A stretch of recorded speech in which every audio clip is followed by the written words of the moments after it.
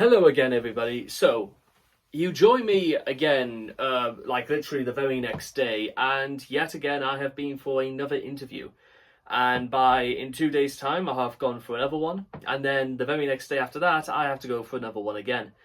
You know, you want to know something really interesting? I've mentioned this before about, well, why does it need to be this difficult? Well, I'm gonna just share you guys a piece of information, and I'm gonna try and lighten the mood a little bit because here's the stark reality. I'm not the only buddy who's been caught in this rat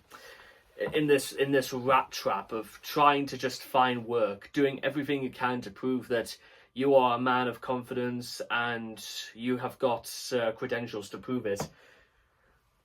But again, let's get back to things that are real. By the end of this week, I would have had 26 interviews from different places all throughout this year, and I still haven't got anywhere. Which they say that just in 2024 alone, the average American applies for 40 jobs before they get a single interview.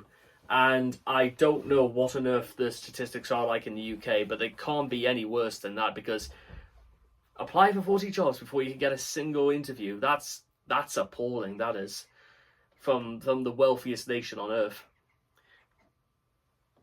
So yeah, I'm trying to mention this not to make sure you guys are like too discouraged about it, because listen, as I said before, there are hundreds of people millions if not, all over the world who are stuck in a very gloomy sort of situation. And all they want to do is just get on with it and just work and earn a wage, support their families, support their livelihoods.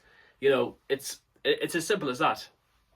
What I am going to say, however, is that by the time this is all over, and once again I'm back in work, hopefully on a full-time permanent basis, because really I can't think for 1 second why anything else would suit.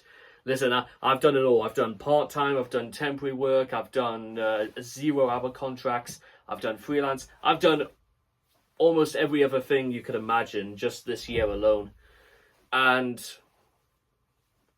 yeah, I'm not gonna lie, I know I could do better than that, and I've done better than that previously. I don't know what's different now that things have to be as hard as they are. So is it I not to quote one of my favorite movies or anything like that, but is it because I'm not economically viable? Well, no, that's ridiculous. You know, I mean, what if I had a black tie? I mean, I think I've got a black tie up there somewhere. I would have absolutely have suited the role. But yeah, let's just rewind and let's just do this one step at a time.